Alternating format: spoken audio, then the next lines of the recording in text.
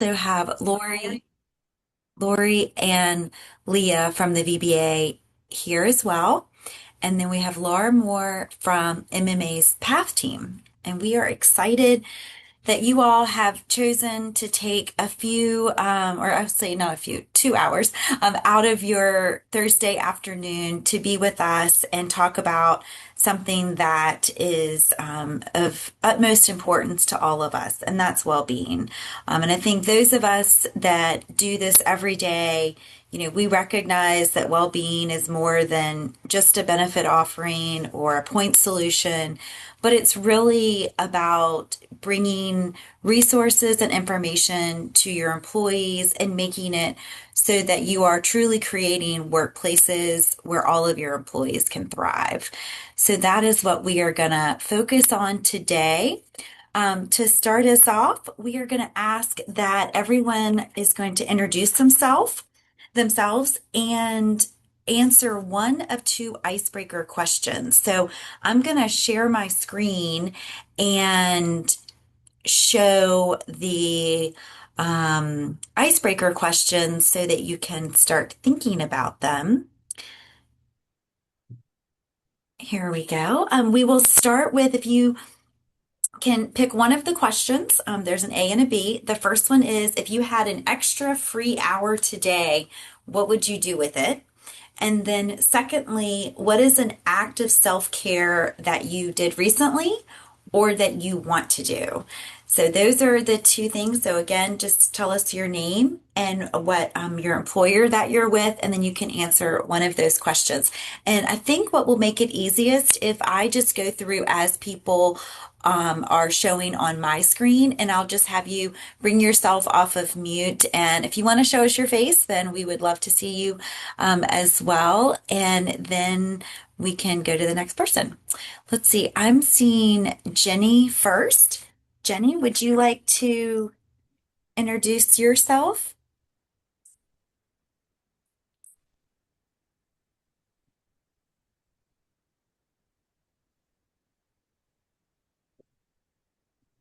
I'm not hearing anything.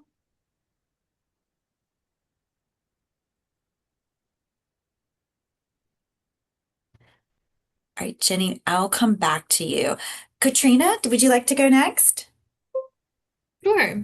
I'm Katrina Pike. I'm the HR manager here with the Bank of Clark.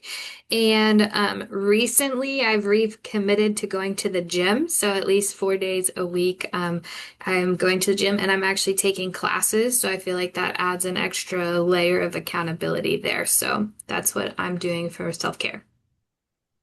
That's awesome. Thanks. Let's see. Okay. Sheena, I see you next. Hello, I'm Sheena Gillespie. I'm the Director of Employee Experience at First National Bank. And I would say an active self-care. I haven't done it recently, but it was a really cool experience and I should do it again soon, is a saltwater float. So that was a really cool thing to do. So if you have an opportunity to do one of those, it's pretty awesome. Nice. I have not done one of those. It sounds It's really great cool. though. All right. I took it off just so we can see people more. Um, but if anyone needs the questions, I can bring them back up. Megan, how about you? Okay. Megan Emanuel from Chesapeake Bank. I'm the Benefits and Employee Experience Manager. And actually, this morning I went to counseling for about an hour. So that's always self-care, but I go every 2 weeks. So, yep. That's awesome. All right. Heidi? Good morning. I'm Heidi Lyle with the Bank of Marion, and my act of self-care, I thrive in an environment that is organized and clean. So in January, I did a declutter challenge where on January 1st, you get rid of one item in your house, January 2nd, two items, third, three items. So anyway, I completed the challenge, got rid of 496 items in my house. Oh, Wow. that's awesome. That's really good. All right, Jody?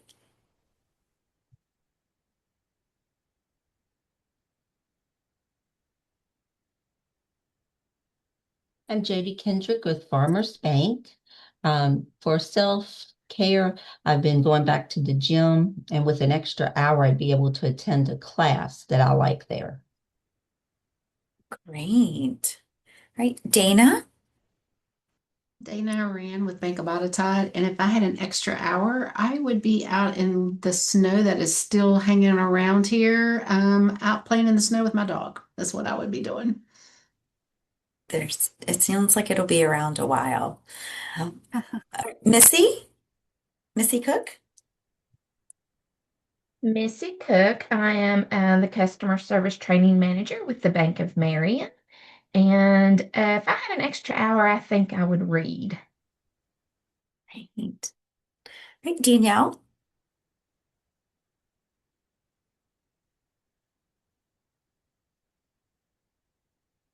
My computer was a little paused there for a second. My name is Danielle Jones. I'm with Benchmark Community Bank, and if I had an extra hour, I'd probably go to the gym.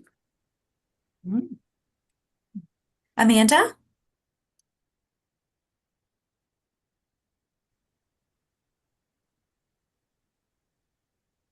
Hi, this is Amanda Samuel from Chesapeake Bank. I'm driving right now, so that's why I'm not um, taking my video off. But if I had one extra hour, I would sleep. It seems like that's the area that I don't get enough of. Mm. All right. Shelby? Hi, this is Shelby Rutherford. I'm with Skyline National Bank. And if I had an extra hour, I would go get a massage. Nice. Melissa? Hi, Melissa Wampler with F&M Bank. With an extra hour, I think I would take long baths. And I'm currently working with a nutritionist and strength training. Oh, great. Fern?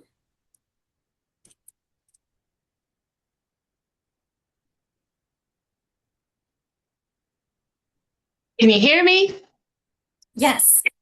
Okay. I'm Fern with F&M Bank, and if I had an extra hour and it was a lot warmer out, I would go for a walk. Yes. Great. And Jenny Heath from CNF Mortgage put in the chat that she would love to just take a break and relax for an hour, which that sounds great too. Okay, I know that the people kind of move around a little bit, so I think there's one person that might be on the phone. 434-352-7171. If you want to introduce yourself. That's me. I'm Kathy Krantz. I work for the Farmers Bank of Appomattox.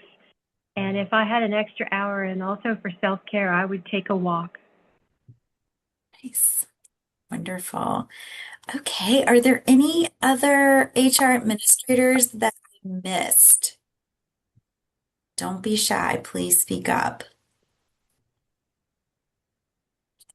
Okay, great. I am gonna go back to sharing my screen here, and we will take a look at our agenda and go right in to our next item. So here we are. So we're going to start today by going over the industry trends and our strategic roadmap update with Laura Marr from MMA. And then we're going to do some roundtable questions. We continuously get great feedback when people have the opportunity to kind of break out into smaller groups and have more in-depth discussions. So we decided to put that right in the middle so that that would be, just a good opportunity for people to share ideas and thoughts on a couple questions that we have for the group. And then after that, we're going to dive into the VBA Benefits Corp Wellbeing Resources and Point Solution updates for 2026. And then we will wrap up from there. And we really want this to be a good use of your time. We want it to be something that hopefully you look back on and you've learned something that maybe you didn't know coming into it, maybe inspired to take the next step in your well-being strategy. Or you're thinking, you know what, I'm not as far along as some of the other people in these conversations, but I want to be. And so now I'm inspired to reach out to the VBA Benefits Corp and I'm going to get started. So that is kind of where we're hoping that everybody will feel after today's discussion. So without further ado, we will go to Laura Moore, who will go into our industry trends. Laura? Wonderful. Thanks, Pam. Can you all hear me? Okay. Okay, We perfect. can. So good afternoon, everybody. It's nice to reconnect with you all today. I'm going to start by reviewing the 4 top trends shown here that are strongly influencing employer strategies this year. So starting with how health risks are continuing to rise related to chronic conditions and cancer, which in turn emphasizes the importance of early detection by completing annual exams like we've talked with you about for several years now. I'm also recognizing that oral health has a significant impact on overall health, as well as increased stress related to caregiving responsibilities. This is followed by, and not surprising to see, how pharmacy costs are continuing to be driven by specialty and GLP-1s.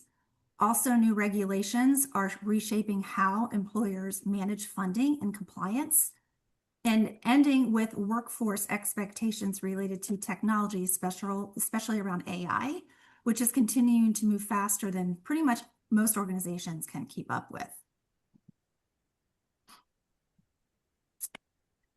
I find this trend really concerning, honestly, both, as a well-being professional and personally.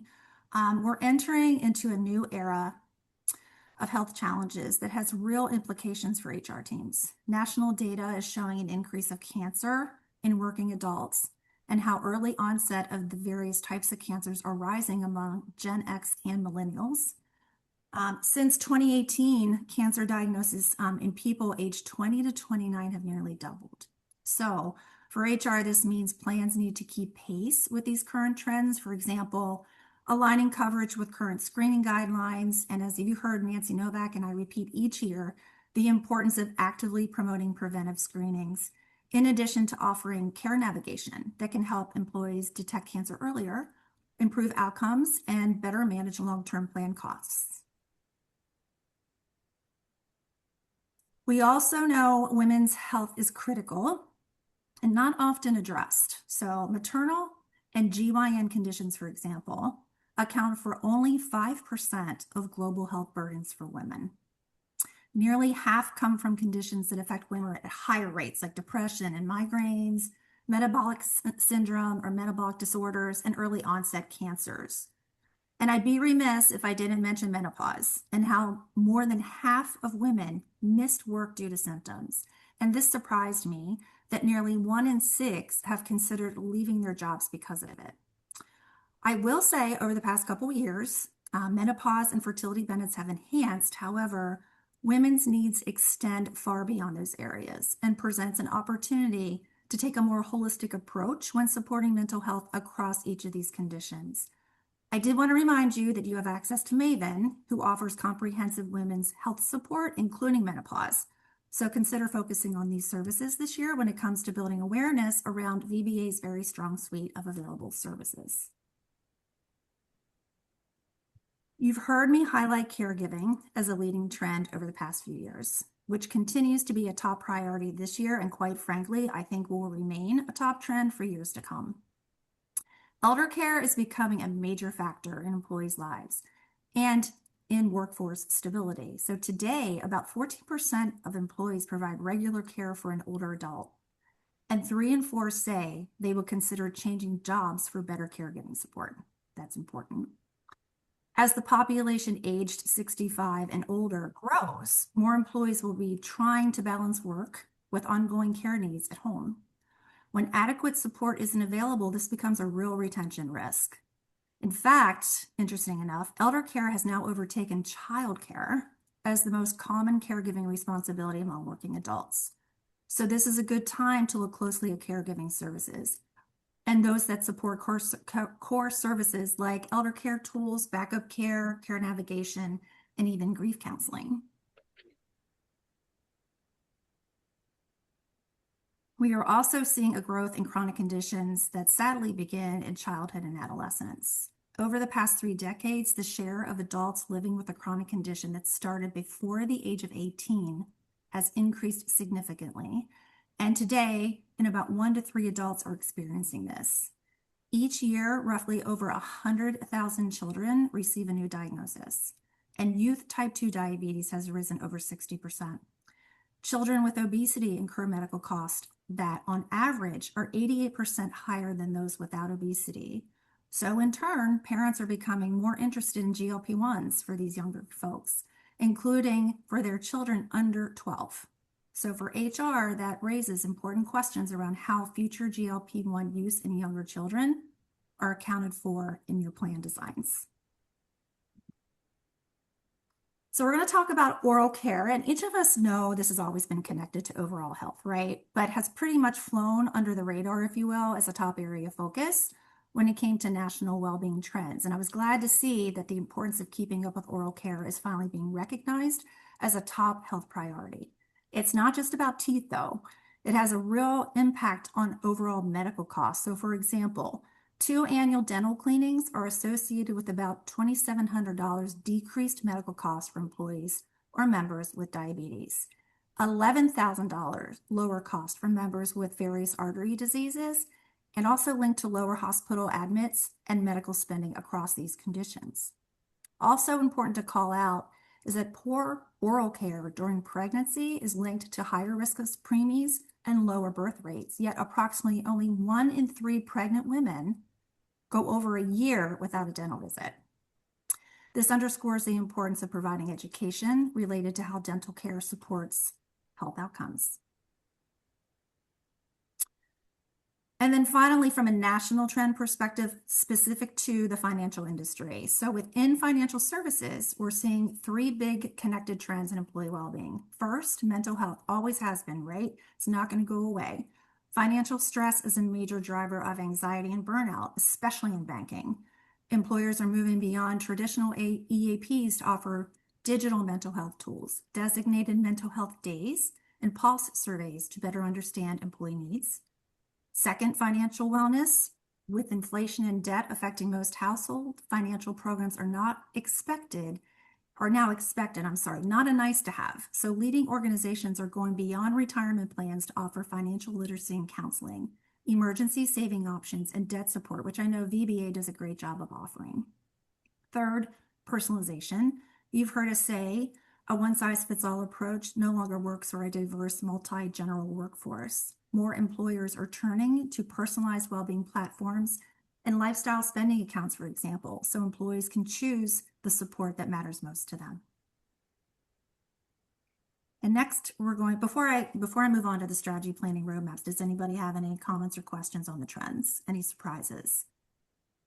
And I meant to say at the beginning, feel free to put anything in the chat. If it's a question or even just something that resonates with you, feel free to use the chat throughout today. Hey, Laura, it's Nancy. I just wanted to add, when you talked about the cancers and those increasing in the younger population, I just wanted to add a little commentary. Yeah. More than likely, that's driven, by a combination of factors, but a lot of them are linked to lifestyle behavior, as well as environmental exposure. So, for example, you'll hear me say at the individual path meetings, for the individual banks and the overall path meeting for VBA, that lifestyle behavior is so key, is just key to so many different things. So the key contributors specific to lifestyle behavior is an increase in obesity, an increase in sedentary lifestyles, as well as an increase in the consumption of ultra-processed food and alcohol. So those are the kinds of things that are really some of the factors that are contributing to that lower level, the lower age ranges of the increase in cancer. I just wanted to add that commentary in, and I'll be bringing it to the PATH teams again and the individual bank meetings as well. Yeah, thank you, Nance. Appreciate that. All right, so we're going to now move into the strategy planning roadmaps. This next slide, I'm sure, will look very familiar. This is the roadmap that has been included in each annual Wellbeing Summit as a key reference and shows the original Wellbeing Strategy Roadmap I developed in 2023, believe it or not, and presented to Lori and the team. So the goal was to give a practical planning guide for 24 through 26 to not just see what we were recommending, but when it might be make the most sense to phase in these strategies. So moving right into 26, we highlighted several focus areas: continuing strong communication around existing programs that support well-being, considering caregiving support, no surprise, across child, elder, and even pet care, evaluating company policies that support family planning, and then using an employee well-being survey tool every 2 years as additional strategy planning tools. The next slide, I'm going to walk through this updated version that extends some of these recommendations and adds in the newer initiatives to this revised 26 to 28 roadmap. So starting with a few that VBA has already implemented this year, which are highlighted in blue on the left on a quarterly cadence.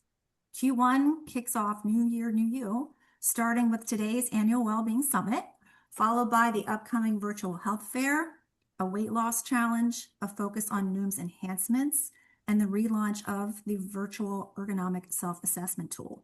So this year really starts off with a mix of new and refreshed initiatives.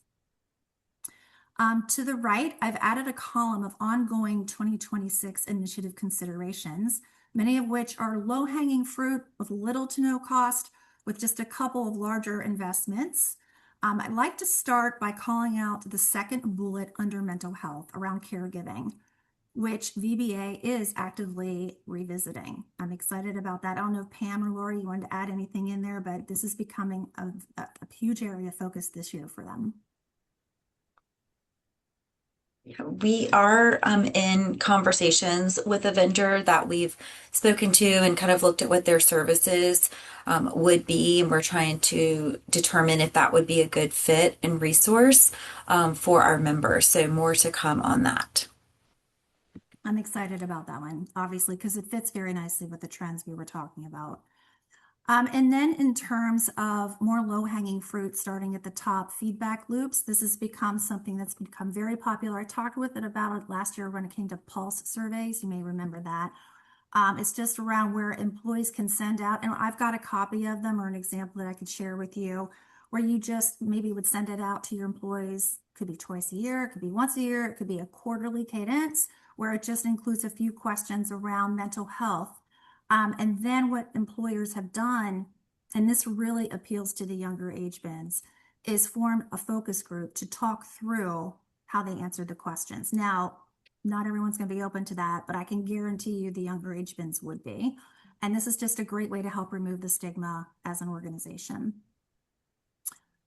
We're talking too about the resource groups around caregiving under mental health. Because we were talking about the stress related to, working parents that I just went through in that trend. So forming a resource group that would be managed by your employees where they could talk about what they're going through, maybe what they just went through that morning, and what resources they've used either through VBA or through the community that may be free. So just really providing that level of support while at work. Also thinking about manager support networks. So creating informal support groups. So, the managers can share their challenges and related to their struggles or what they're observing, maybe from their employees from a day in and day out perspective. They may, like we talked about mental health first aid training, maybe they're, seeing someone that is a top performer and they're starting to isolate themselves or not coming to work as much, or how do I approach this person to talk through an awkward work situation? So really providing, again, more support for managers. Under physical, we added, consider providing employees with access to a national gym membership. That's through WellHub. We talked about this, I want to say a couple years ago, when some of you did launch a survey, and that some of the top results came back with virtual access to workouts, activity challenges, nutrition, etc. So WellHub offers a more national network of gyms for folks, and you can offer a discounted cost. So it's been really popular, I will say, as the years have gone on, in terms of providing a more enhanced network of gym access. And then talking about recognition around the social dimension of well-being. So, you know, teams project like celebrations or time off based awards, like they call it surprise time off, just because if you see someone that's gone above and beyond, you could surprise them with a surprise day off to just decompress. There are all types of initiatives that support the social well-being around team recognition that we can certainly go into at another time. So I'm going to stop and pause there because I know I just said a lot. 27 and 28, of course, those will ebb and flow a little bit. If you'd like, I can go into it. If not, we can just stop right here and talk about any feedback or questions. Or if you've implemented any of these initiatives at any of your banks, I'd love to hear about it. And I know we're having a roundtable, Pam, but I just thought this might be a good time. No, this is great.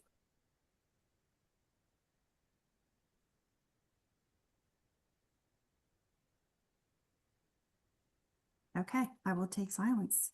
Well, and I'll interject, Laura, and just remind people that if you are looking for some of the tools or templates to get started with the well-being strategy or the employee survey that Laura has mentioned, we do have those from previous years' well-being summits on our well-being microsite. We did keep that information out there, but if you can't find something, then just shoot me an email or send an email to the benefits email box, and we're happy to send it to you directly. But we've tried to make the templates available that Laura's referenced so that each employer is not spending time creating a document or creating a survey that has really already been kind of created as a template, and then you can go through and customize it. I know for the banks that have done the surveys, they have gotten great feedback as far as what direction their program should go for the next year, and then the following year. So, I strongly encourage you to do the survey if you haven't, and please don't let having one set up for you be, a roadblock, because we do have that already as a template. And I just wanted to chime into, Pam, I don't know if you mentioned, but we took a look at this whole slide and put in blue what we thought at the VBA Benefits Corp level that we're handling for you. But really, this strategy and roadmap is for each individual bank to take on, your well-being goals and your culture that is really it's an individual bank by bank basis. So just looking at this in terms of, we want you to be able to take the tools and the templates and the resources that, MMA and that we provide, but to fit it in with your own organization.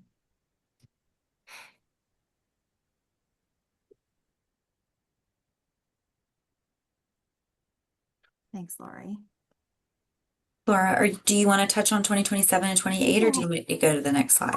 I'll just the next slide, I believe, is the roadmap. Yes, I can just talk to this real quickly, and then if you want to take it. Yeah. So I'm sure this slide looks familiar. We'd like to keep it in as its content to be more of a practical guide to help each of you plan out well-being initiatives, no matter where you are on the journey. So visually, you'll see a road with boxes along the way that represent different stages. At the beginning of the road, on the bottom, are ideas for banks building from the ground up. So promoting quarterly turnkey wellbeing champions, sharing data back with employees to encourage the use of point solutions, highlighting mental health resources, and leveraging, which you all have been doing, or some of you have been doing, the Well Works For You platform. Starting with something simple like an activity challenge as well. In the middle or center of the road, we shift to banks that have already done some basics and have them in place and are ready to level up, if you will. So running an employee well-being survey, using the revised roadmap we just reviewed to shape a formal strategy, and designing incentives and structures and activities within the Well Works for You platform. And then at the top of the road are initiatives for banks that have implemented most of these elements and want to enhance them a bit further. So thinking along the lines of creating a well-being brand that's embedded in culture and visible to senior leadership. Building an annual calendar of events, which if you all remember Empower, there's tons of resources located in there to help you with that. Forming a well-being committee or champions, and then routinely analyzing participation, engagement, and value on investment so your programs can be updated and refined over time. So just a nice one-page resource into the, in addition to the one we just went over with you, depending on where you are with your well-being journey.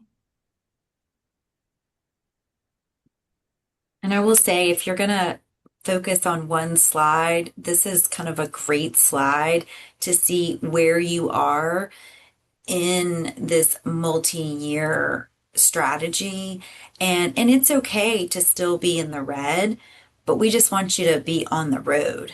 Like actually, feel like over the last couple of years since we've been doing this is our third year, to feel like you've made progress in offering some type of well-being, programs, activities. And we realize that it takes time to do this. We have tried, based on the feedback that we've gotten from HR administrators, to make things as turnkey as possible, where we are creating them at the Benefits Corp, and then they are provided so that you can put your logo on them. You can easily email them out to your employees, use them in your newsletters, those types of things.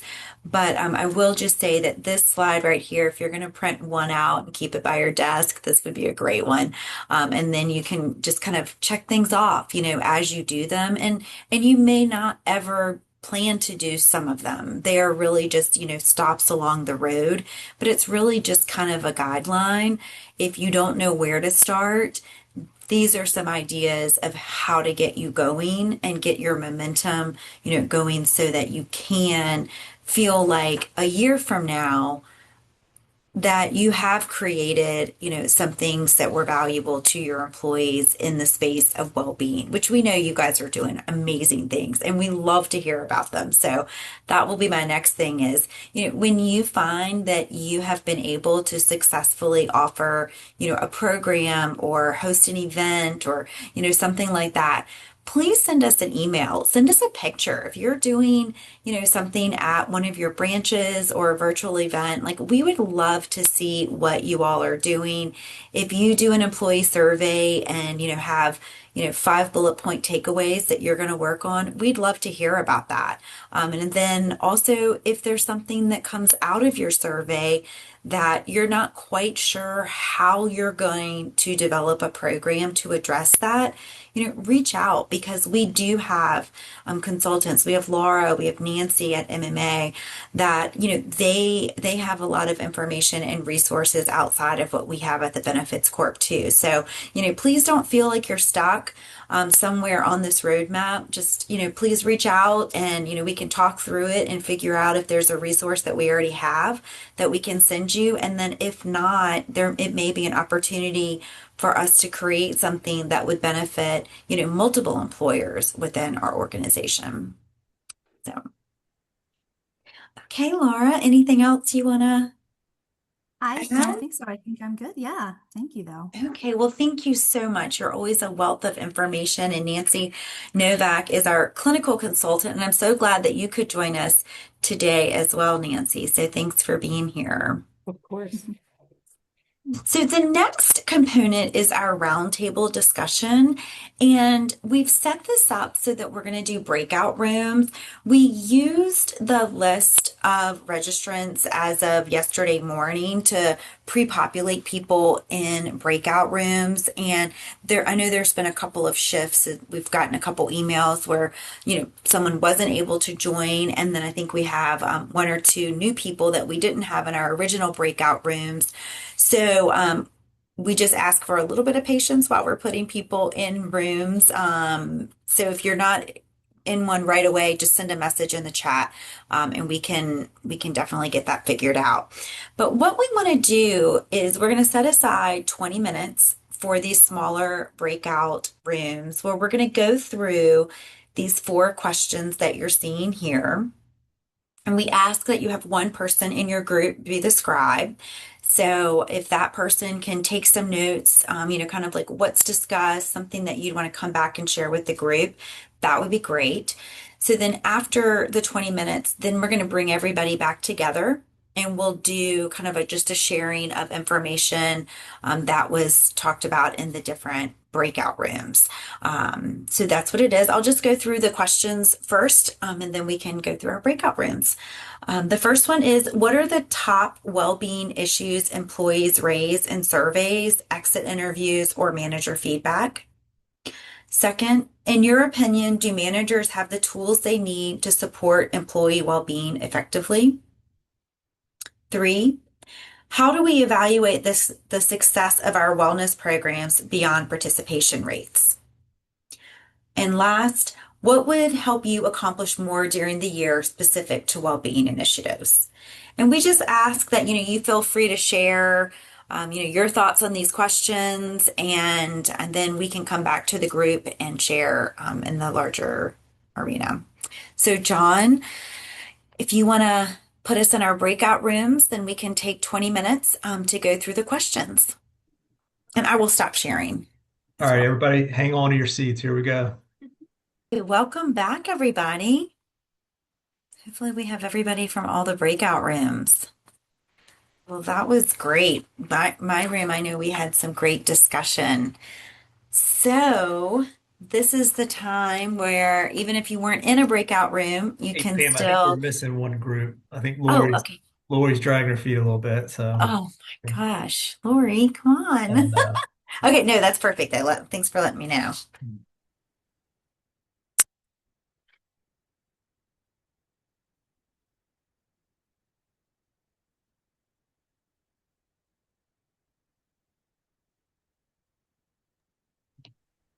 here they are. Okay. We ran out of time. We had a lot of brain power going on in our room. We Oh, thought you that's guys were good. dragging your feet a little bit. That's what. We didn't even get through all the questions. Patient. Oh, well, you guys should have a separate breakout following the call. You guys can keep going. Sounds like you weren't finished. Okay, well, thank you for everyone sharing in their smaller groups. I think it's always nice to have that opportunity to kind of go from the larger group back down to just a couple of people, and then you can really kind of look at your own organization and learn from what some other organizations are doing. So we'll go through now and we'll go through each question and see what the highlights were from each group. So Lori, who is the scribe for your group? Well, our spokesperson's Amanda. It's Amanda, okay. And then Leah, who was it for your group? We have Megan. Megan, okay. And then Katrina is for my group. So, okay, we'll start with Amanda with our first question of what are the top well-being issues employees raise in surveys, exit interviews, or manager feedback? The theme that we had was really time, the balance between work and home life, specifically caregiving. So we have a lot of employees who are caregiving for their parents or children, time management, scheduling, some of those that work on weekends or Saturday hours. So it's just finding the time to take advantage of some of the options that we offer with well-being. Hey, Megan. And ours was focused a little bit more on burnout. Just employees that have sick time but are not using their sick leave, and feeling burnt out, or managers that even though employees have it, they may be helping their employee, maybe not helping. They may be the employees might be feeling like they can't use their sick leave because of scheduling reasons or something like that. So, and it was something that some of us said that they either heard on exit interviews or just like we had our focus groups here at Chesapeake, where I heard some of that as well. So. And Katrina? Sure. So our group talked about we don't actually hear a lot of feedback about needs or things not being utilized. We're more getting feedback when people do like something or they are utilizing something. So recently we've had feedback about like Noom being well received and the wellness fair, but overall it's wellness isn't a theme that comes up a lot across the banks that were represented in our area. Okay, thanks for sharing. Question 2. In your opinion, do managers have the tools they need to support employee well-being effectively? And we'll just keep going in the same order. Amanda? We all agreed that managers have the tools, but some of the barriers, number one is fear. They're afraid. They don't know how to use the tools. They don't know what the line is. And they don't want to step over the line or say something wrong. So they send the employees to human resources most of the time.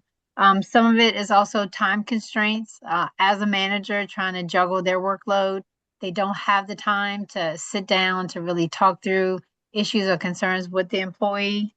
And the last thing I had highlighted was just like it's a landmine. Like they're so afraid that they step into it and they say or do the wrong thing. That could lead to a negative experience with the employee. We had a lot of good discussion around some of the options or what could curtail that. I don't know if you want me to share that. Sure. That'd be great. Go ahead. Yeah, we had Lori and Laura in our group. So so we had train the trainer, developing a session where we could train the managers on the options that are available to them and how to use them. The continuation of the mental health first aid training for managers, manager resource group or focus group, pulse survey, and then also just creating a culture of caring. And then the last one we had was a manager toolkit. We were coming up with solutions as we were going through the questions. That's why we ran out of time. If there were stickers to be given, then it sounds like your group would get one for being overachievers. No, we love that. I mean, it's always easier when you're in a setting with other people that are solving for the same problem to come up with solutions. So yeah, that's great. And I'm making a list too, so we can put this together as a follow-up, just so other people can take this away as well. No, that was great, Amanda. All right, Megan? Right, so we said that, and I did screenshots of some of the comments that were in the chat too, so I'm not going to say who said what, but sometimes it feels like upper management, maybe they don't have the tools that are needed too, so sometimes the focus isn't just mid-management, but upper management, and also assuming that we want to have top-down approval and acceptance of these types of programs, and sometimes it's not always top of mind when it comes to executive and our upper management. So that was one of the things that we wrote down, and just making sure that consistent attention is given to those situations, because managers have the tools that they need. They've had the training, we've given them all the tools. For the most part, they've gone through extensive training. Because we've sent them to the VBA trainings and all that kind of stuff. But I guess to Amanda's point, the not knowing exactly how to navigate certain situations is where it can be difficult. So. Yeah, great. And Katrina? So we said we thought they do have the resources for the most part, and then we cited a couple of the things that are done to help people have resources. So monthly meetings with managers. Benchmark actually has like benchmark navigators. So that seemed cool to me that there's a group of cheerleaders within the branches that is helping to share resources, and then putting things on the intranet and having HR memos. So this one we did have some more solutions as well, but a barrier was time, that we know they have the information, but do they have the time to pass on the information, or are they passing it on? Trina, can you elaborate a little bit on the monthly manager meetings? Sure. So if anybody else in my group, Daniel, I think you talked about having meetings as well. So like in for our bank, we actually have monthly retail manager meetings, and I attend those every month. So there's like an HR spotlight, for each of those meetings. And sometimes I don't have things to share, and sometimes I do, but it's just making sure that they're equipped. And while I attend the retail side, the other side of the bank does have meetings as well. They're just not as frequent. So we often have like these smaller groups of our managers coming together and then making sure that they have, and it's not just me, it's like somebody comes from each area of the bank to talk to everybody at these monthly meetings. Yeah, ours is exactly the same. So, okay. Do you find that these lean into kind of conversations we've been talking about available resources, like where they can support? Do they come, you know what I mean? Like that I've ran into a similar situation and this is how I handled it, or did you know these resources are available? That kind of thing. I've actually started a list for our next meeting where I've started taking notes on like what are frequently asked questions, or what are things that people are running into. So my time slot at our March meeting is going to just be dedicated to like what are our frequently asked questions, because oftentimes I think the managers think that like they don't want other managers to know that they're having problems or that they're experiencing things. And just showing people that these are like we're dealing with people. So all people are different, all people have different issues, but everybody has something going on. So I thought the frequently asked questions would be a good way to start, just to show like you're not in this alone. Yeah, that's great. Good idea.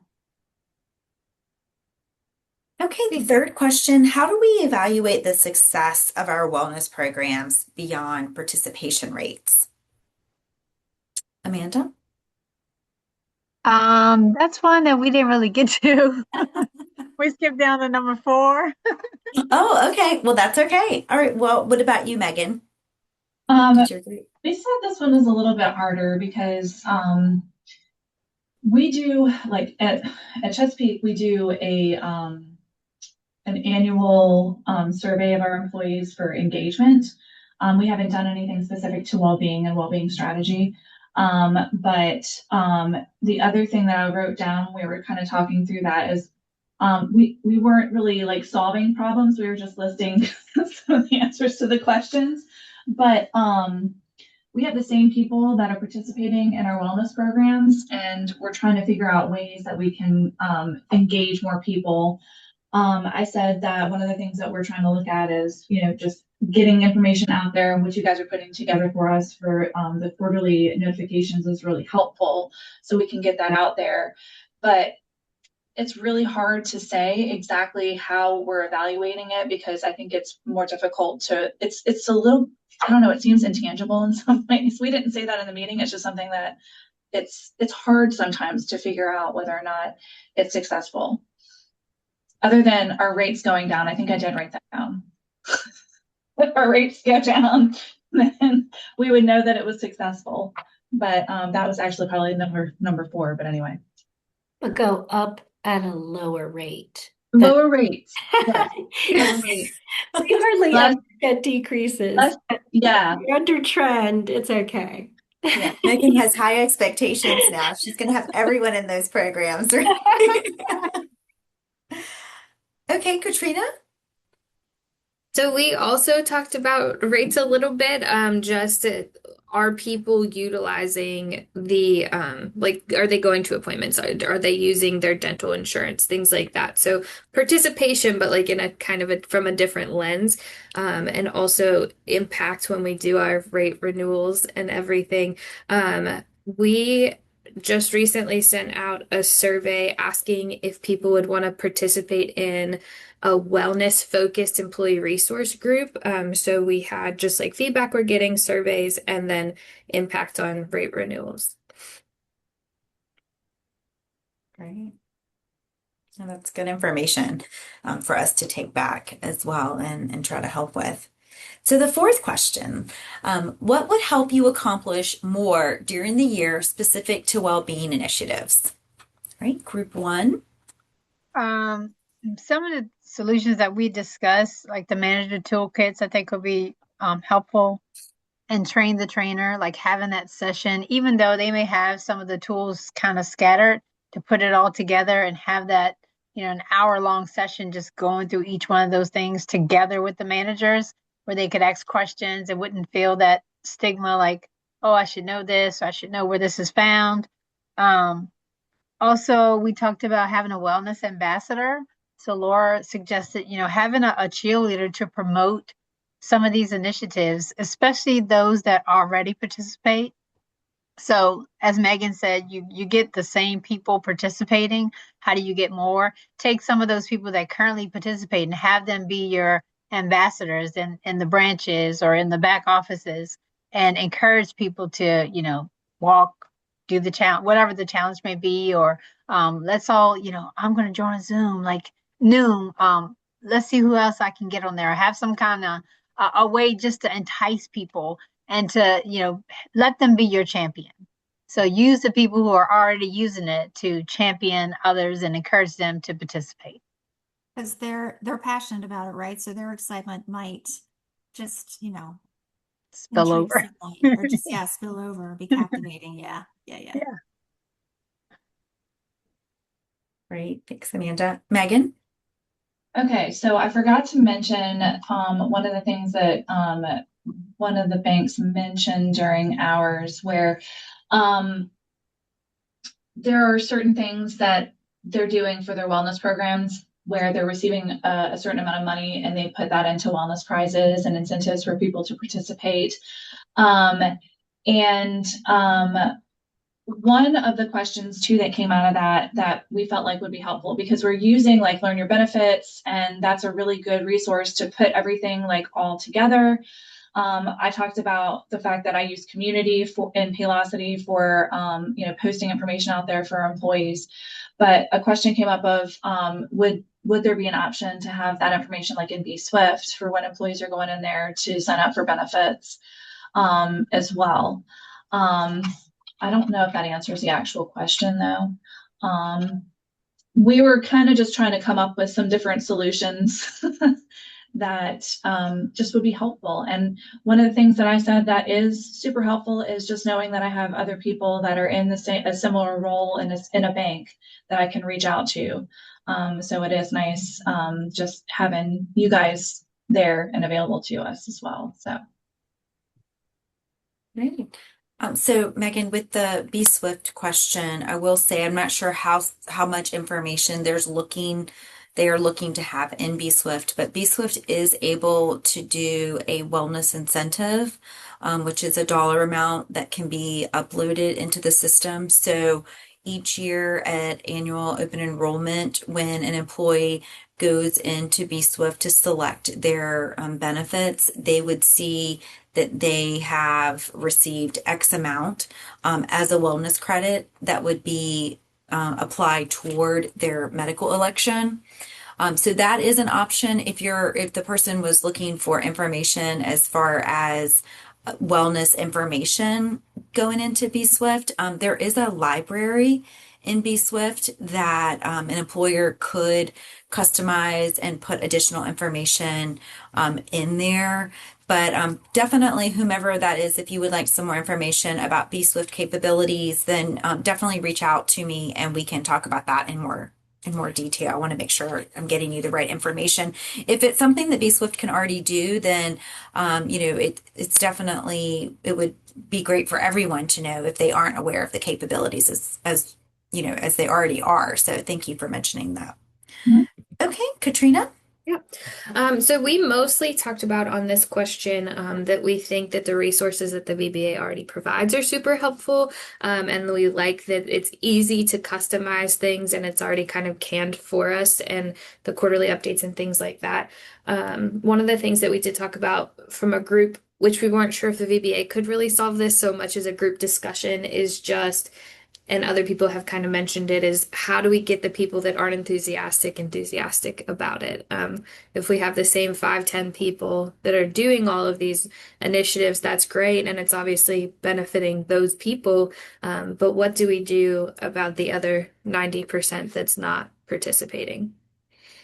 I think this is where I know it's an old school tool, but the survey and incenting participation. If you have done one recently, then no, I wouldn't suggest it. But if it's been like 2 years or over 2 years, we we can come up with some questions. It doesn't have to be long, like 5 questions max, right? Like we could just make it short to the point. If you're not participating, what would encourage you to participate? List a few things, and then incent participation could be something like a gift card or whatever you want it to be. Maybe a raffle of 5 different things so more people will feel like they have the chance of winning. But just being able to hear from them of what they would consider. And again, you could form an employee resource group and I don't know, there's different ways around it. It doesn't have to cost a lot of money. Outside of reaching them with a carrot, I don't know how you'll be able to get unless you hit their medical premium, and then that's a whole other story.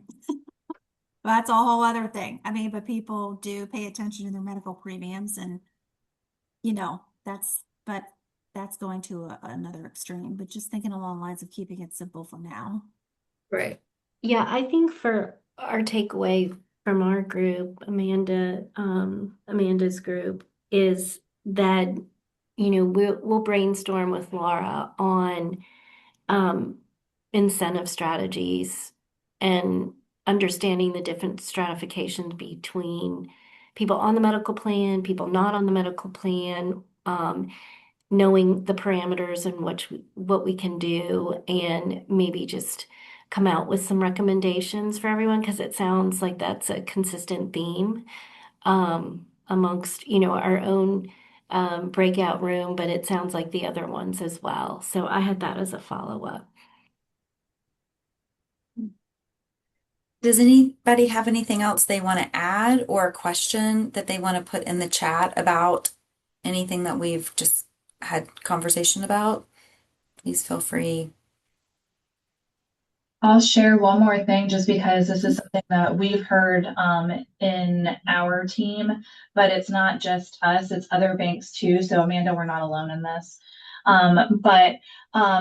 We share the resources with employees, but employees aren't reading the emails. I'm sure you guys get that same thing from us too. But just making sure that employees are in fact looking over the information too. I don't know how to make people read. That's really we can't control that. But I wanted to say that we can share the resources with them all day long, but they may not bite on whatever it is that we're trying to share with them. So I think that that's hard. Lori and Pam and Leah, I didn't mention this to you, and maybe I did, but this might be a good idea. Is I worked on creating a presentation this year on program engagement and the impact of communications in various ways to hit people. And there are really great ideas in there.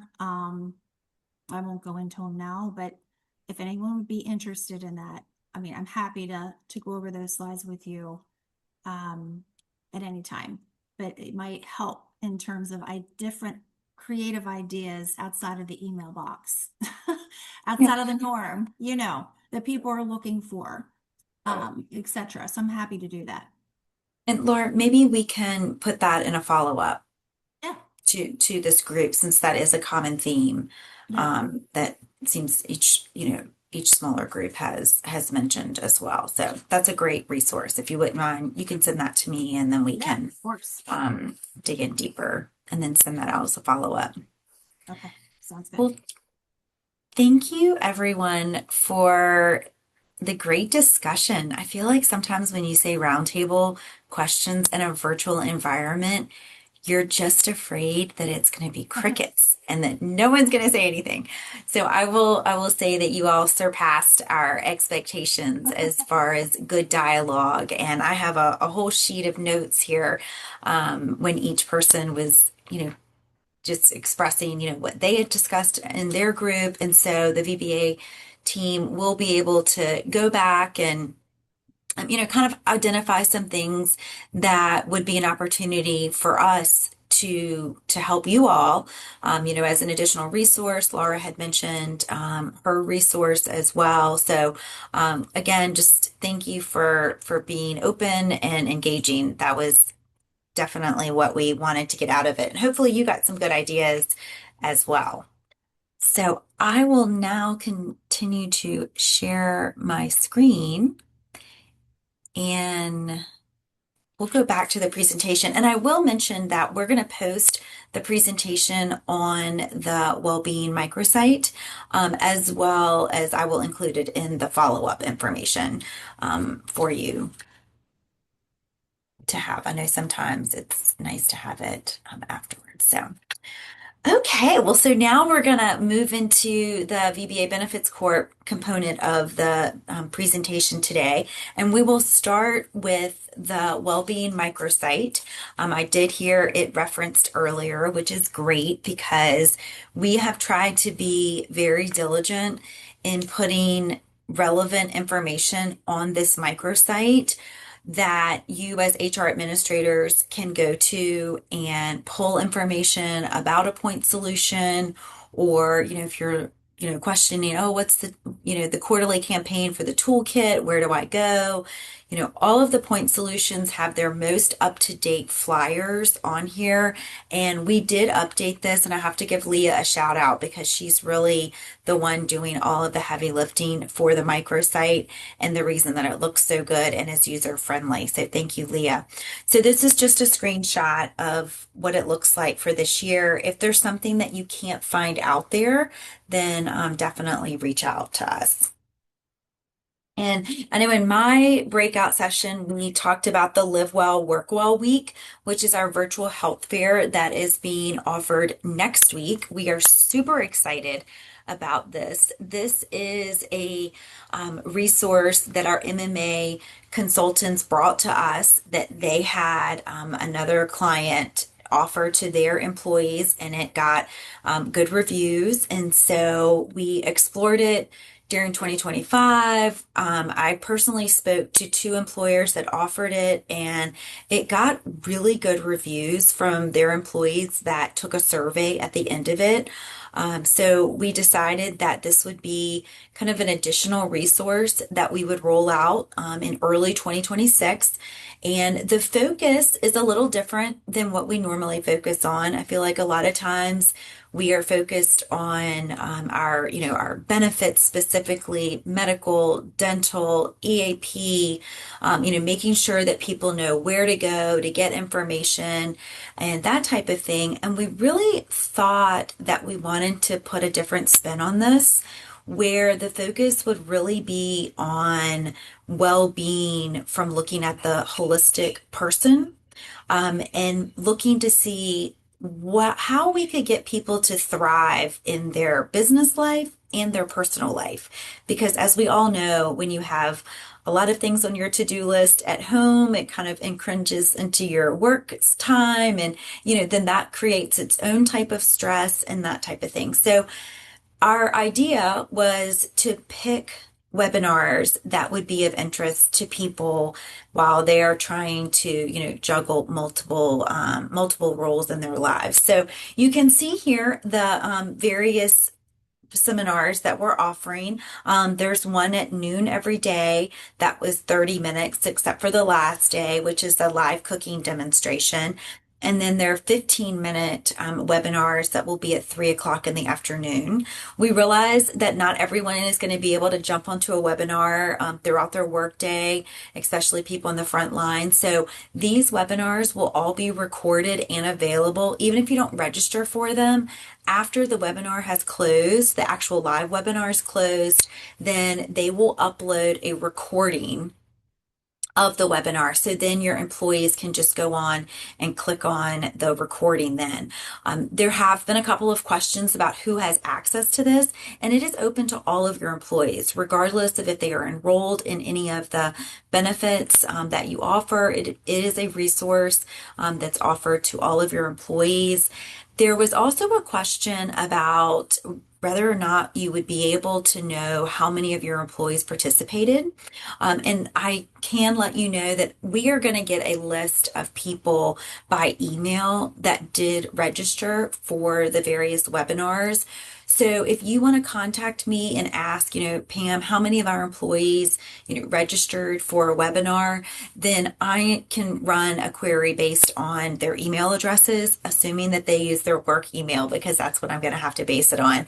So I can give you that information in aggregate if you're just curious, did you have 10 employees or did you have 100 employees, and that kind of thing. So if that's something that you're interested in, definitely reach out to me and we can do that after the fact. If you're still interested in offering this next week and you haven't, then I will direct you to the microsite, because we do have, we think, some pretty turnkey communications. We have a flyer and also a 1-minute employee video that is available. The next slide here looks at our point solutions. One thing that came out of our peer group was that there was some discussion that sometimes it almost seems like there are too many resources to know, where to tell employees to go and how they should go about getting information. So there is now a flyer for the various point solutions. And there is one flyer on the left that is specifically designed for HR administrators. And then there's another flyer, the one on the right, that is specifically designed for employees. That's more based on a QR code. So if an employee wants to use their phone, they can use their phone to access that resource, or they can click on the link, click on the QR code, and it will take them there as well. So that is there. These flyers are also on the microsite. We hope that you will find these will make it easier for you as an HR administrator to communicate information. It sounds like there is also a need for managers to be aware of some of these resources. So, please feel free to send these out to the managers as well, so that they're aware of the resources and can easily, communicate this to their employees. Another part right here, we wanted to just highlight that we have been able to update Anthem's web portal and the Sydney app to have the point solutions on there. So this is a screenshot of where these point solutions are on the Anthem web portal. I know that myself, sometimes I get on the Sydney app and I can't figure out, where I go to look up Noom and that type of thing. So I wanted to just, take a slide here to show you that these programs, whether it be Hinge, Maven, Total Health Complete, the Noom program, Teladoc, those programs are all under the programs icon for Sydney and for the Anthem website. So we didn't have those on there previously, and we have been able to update those. We got those updated in 2025 so that really the Sydney app can be a one-point solution for your employees to access these resources. And if you have employees that haven't gotten onto the Sydney app yet, we strongly encourage you to do a campaign for just getting people to the Sydney app, because if they can get to the Sydney app, then they can also see, other resources that are available through Anthem.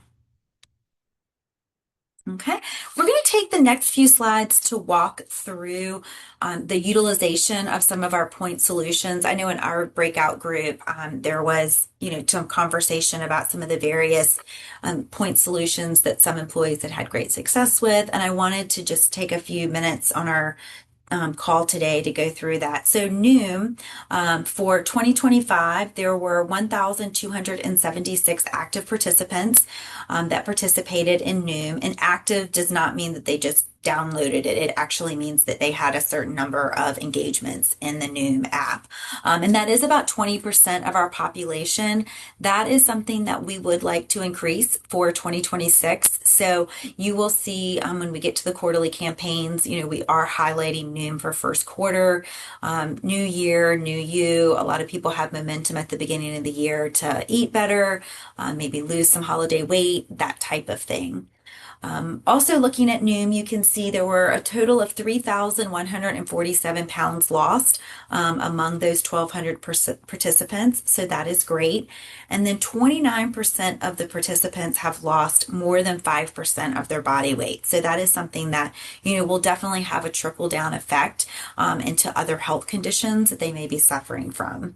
And then another highlight for Noom is that the Noom Move workouts that are available on the app also, and there were 1,800 Noom Move workouts that were completed in 2025. So if you're thinking about doing a campaign that is not only weight loss or nutrition focused, you can also highlight that the Move workouts are another option for employees.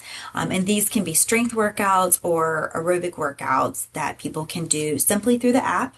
And they tailor those to what you're specifically interested in.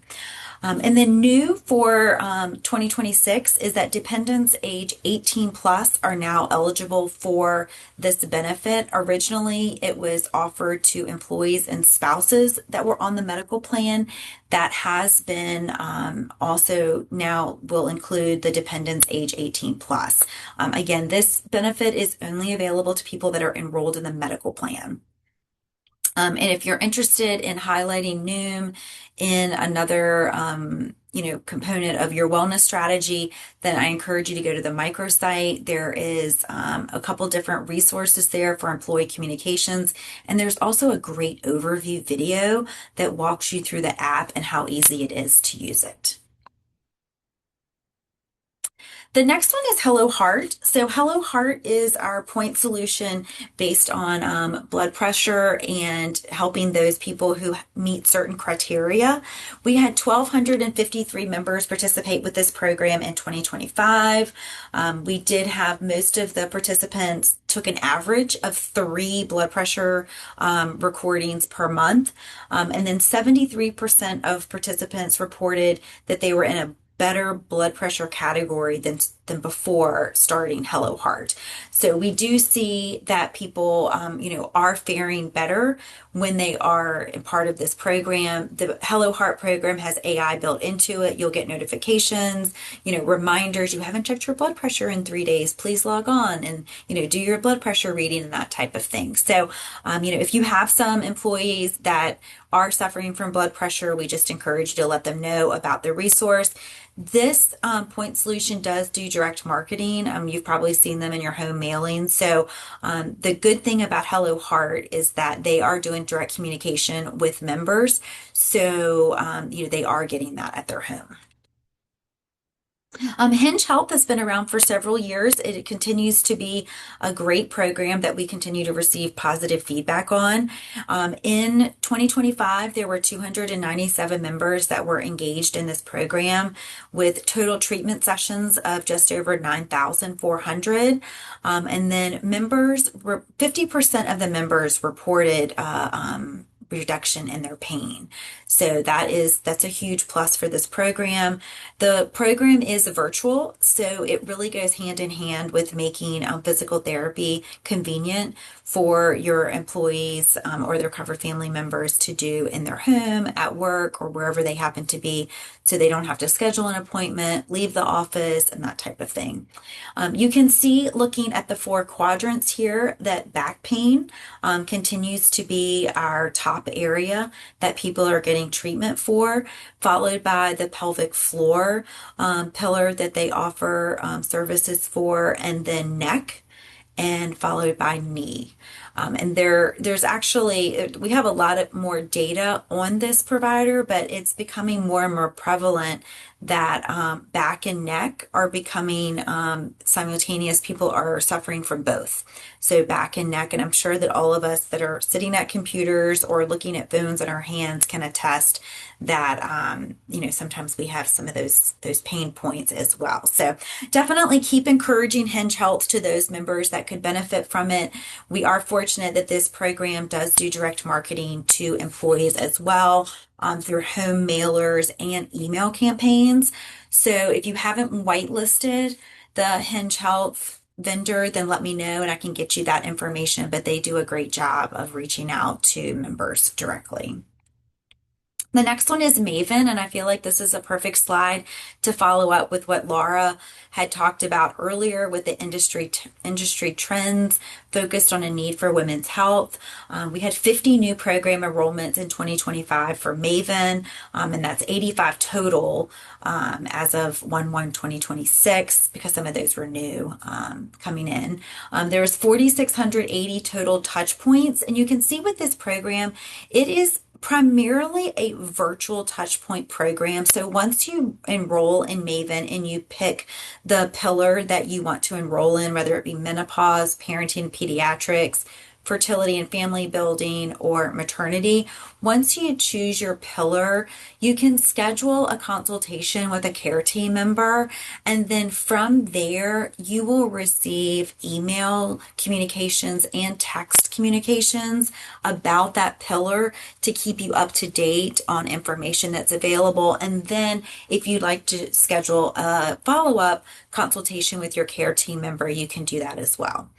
So over to the right, you can see that menopause was actually the pillar that had the most enrollment for 2025, followed by maternity, and then parenting and pediatrics and fertility and family building being just a little bit behind that. So the Teladoc Diabetes Management Program, this is our program for members that are looking for additional resources to help them manage their diabetes condition. So for 2025, we had 115 members that were enrolled.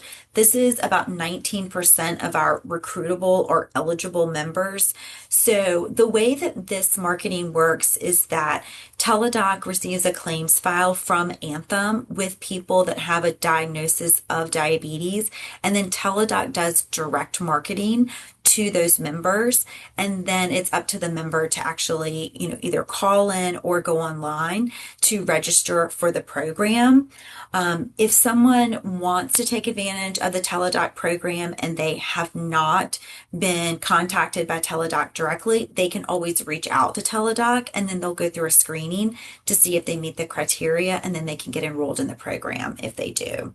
82% of the blood glucose check-in points were in a normal range for those participants. So this is a program that we would really like to see more enrollment in, given that we do have a growing diabetic population, and we can also see escalating claims for not only the medical but the pharmacy side for diabetic conditions. So, if you do know of someone that's diabetic in your employee population and they come to you and asking for a resource, please promote this to them. And again, this is listed on our website with the direct information. And then last but not least is our Anthem EAP provider. This is a snapshot of the utilization for 2025. There were 414 EAP contacts. There were 116 service requests being some of them from you all where, you had someone come out, you had someone do a webinar for your employee population, those types of things, and that continues to be available. Counselor referrals, you can see that there were 32 virtual counselor referrals and then 58 in person. So, as we all move to a digital age and virtual being much more convenient sometimes than in person, we do see that number growing from last year. And then the number of website pages visited were 1,573. So just continue to promote the EAP among your employees. If you need a flyer or if you need some more information, then definitely check out the microsite or reach out to us directly.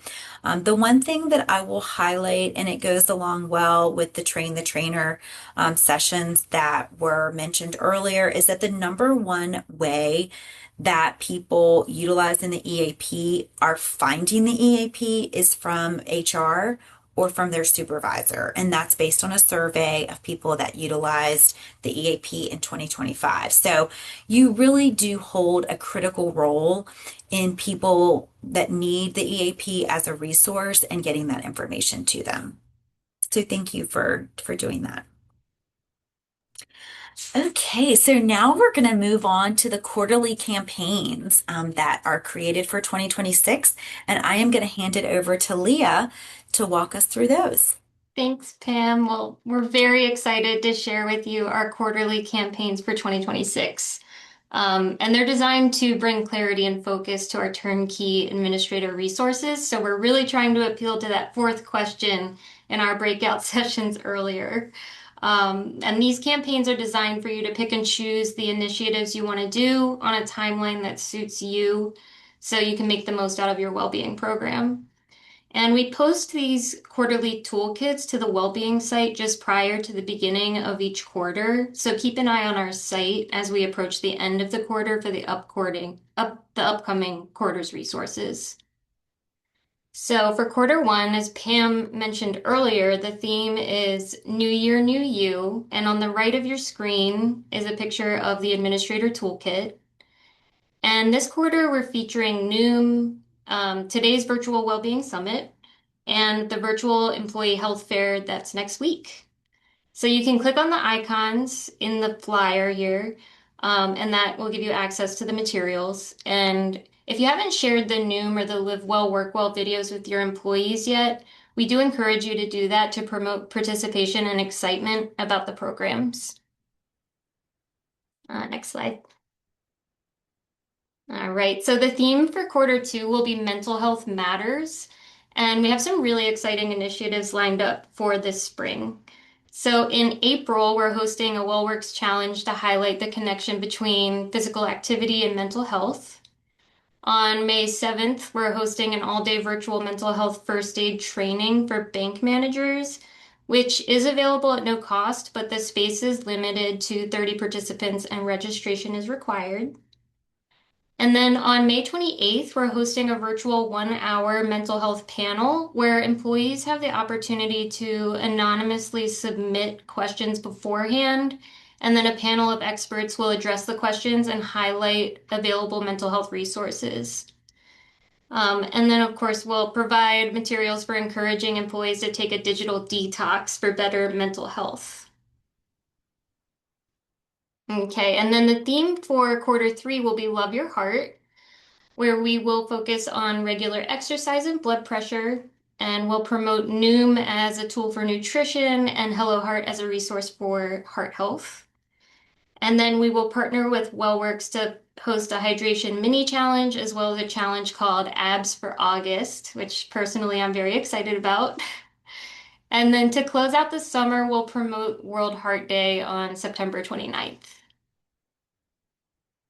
And then last but not least, the theme for quarter four will be prioritizing preventive health screenings with a focus on the importance of health screenings based on age and gender. And as Laura mentioned earlier, preventive health and dental screenings are more important now than ever before. So this is really important.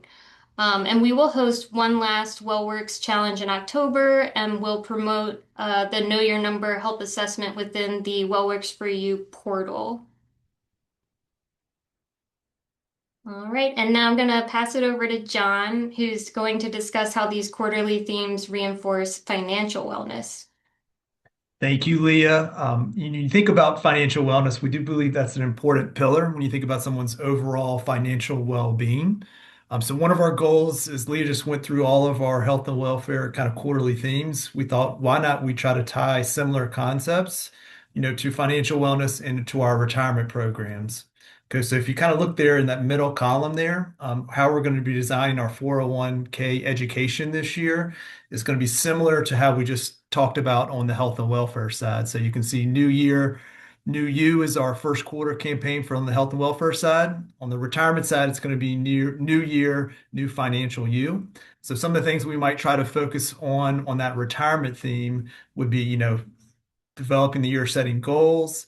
It might also be tied towards, starting to, get out there and start thinking about planning, for the years, knowing your numbers, what's the retirement number that you actually need to retire.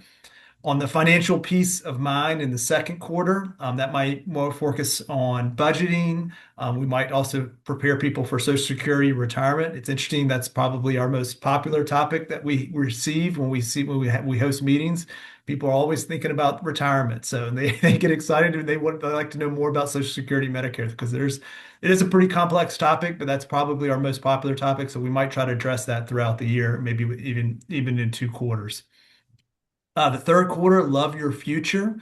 It's interesting. One of the things that we had a strategic planning meeting with our retirement partners, and I think we've had feedback about receiving more investment education, which I think will be part of this quarter. But the other thing that we kind of came out, which was interesting, is thinking about the future, is thinking about your kids' financial literacy. So maybe we can develop some resources that might help you educate your kids and getting them ready for their kind of financial wellness journey as well. And then last quarter, prioritizing retirement readiness. Again, I think that's tying, Social Security, Medicare. It's also thinking about estate planning.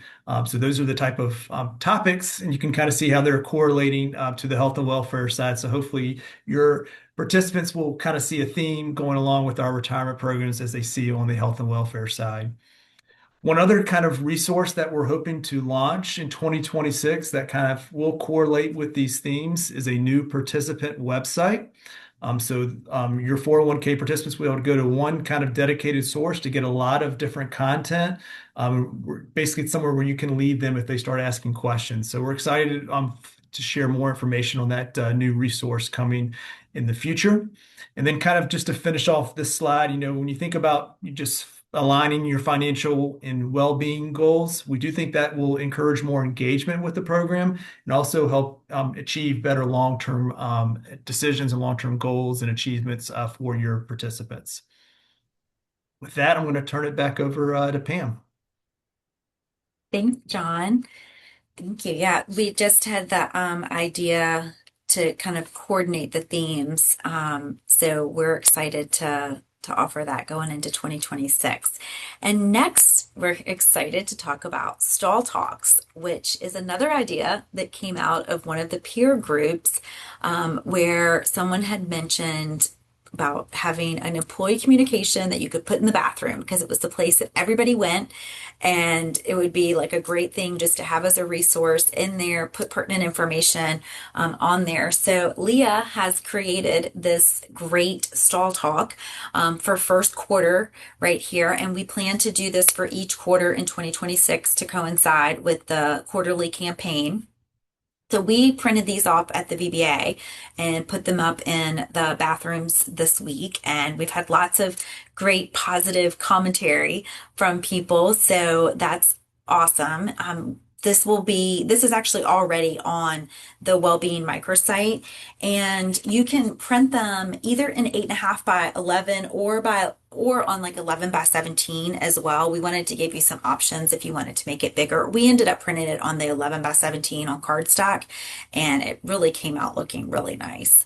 So we hope that you, will feel like this is a valuable resource. Feel free to let us know what you think of it. One of our strategic initiatives for 2026 is to do more direct member communication because of the feedback that we've gotten, from you all as HR administrators to make things turnkey, just to make it so that it can go ahead and go directly to the employees. So this is definitely a product of that conversation. Okay, and we are wrapping up. I am cognizant of the time. We only have a few more minutes together, but wanted to go over some updates on the WellWorks for You platform. And just as a reminder, WellWorks for You is our wellness vendor that has their own web portal. They have their own app. It's a way that employers can run challenges, specifically the activity challenges, the walking challenges, the mini hydration challenges, are all run through WellWorks. Each employer has their own portal set up specifically for them, branded with their own logo. We hope that you're utilizing that. If you have certain situations where you want to offer it to people outside of those enrolled in the medical plan, because the way it's set up is that only those enrolled in the medical plan have access, employees, I should say specifically, then there are multiple avenues to customize where you could offer it to medical opt-outs, you can offer it to spouses. There's a couple different ways that you could extend who your audience is and just pay an additional per employee per month fee. So reach out to me if that's something that you want to learn more about.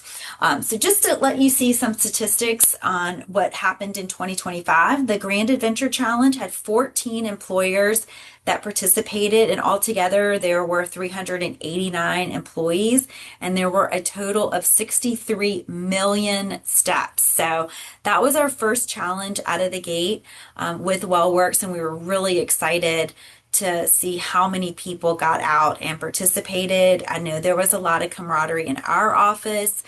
We had a lot of fun with it. So if you haven't participated and you're wanting to, definitely reach out and you can get involved for 2026. The second one is the Hydration Mini Challenge. And this was just a mini challenge. You didn't have to, it wasn't a month long. It was just a little bit shorter in time. So we had 10 employers that participated with 156 employees. Our spring challenge, the October challenge, which was the Appalachian Trail, we had 13 employers with 468 employees, and we had a total of 87 million steps for that challenge. So again, huge success there. There are several capabilities within the platform, and the next row there of statistics goes to show what the level of engagement is for those. We have some employers that are doing campaigns where they are tracking annual screenings, biometric screenings by their employees and or spouses. And we have 7 employers that are currently doing that using the platform. There's a Know Your Numbers campaign, which is an online health assessment tool through the WellWorks platform that you can utilize. And we have 8 employers that are doing that. And then the Learning Center is a resource center that has videos, news articles, other pieces of information based on healthy topics, healthy living that's available. And there were 5,362 total resources looked at or viewed. And that was by 291 participants. So the last row there is showing our employers that are typically utilizing some type of incentive for their employees to participate in these programs, whether it be a premium incentive that they receive on an annual basis, or it may be a contribution into an HSA, or it may be something as simple as a gift card. But if you're interested in learning more about that, then definitely reach out and we can put you in touch with Jen Allen, who her email address is at the bottom of this next slide, who runs all of the customized programs. So again, for 2026, we're going to have 3 VBA-wide challenges. We're going to do an April walking challenge. We're still fine-tuning the details of that one, an Abs for August challenge, and then an October walking challenge.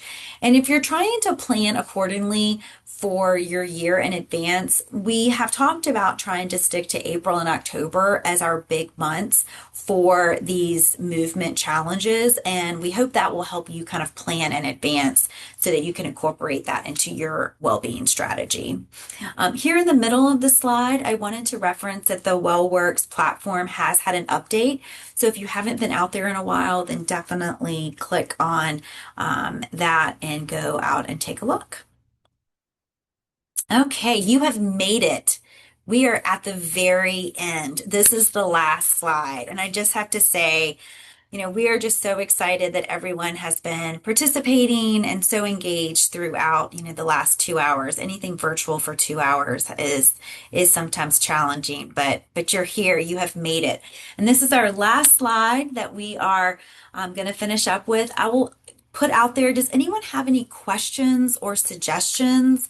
You can feel free to put those in the chat or take yourself off mute. We welcome feedback. I'll share real quick that I downloaded the the flyer that you guys put together with all of the point solutions, and I've added that to my open enrollment guide because I use that for new hires. So I'm really excited about having everything in one place and making it easier for our employees. And I'm going to probably print those out and put those in the bathroom too. But I found the other one, the bathroom one, and I'm putting that up. So I'm really excited about all these new things you guys are sharing with us. So thank you. That's awesome. Anybody else? Okay, well, and always feel free to reach out to us at any time.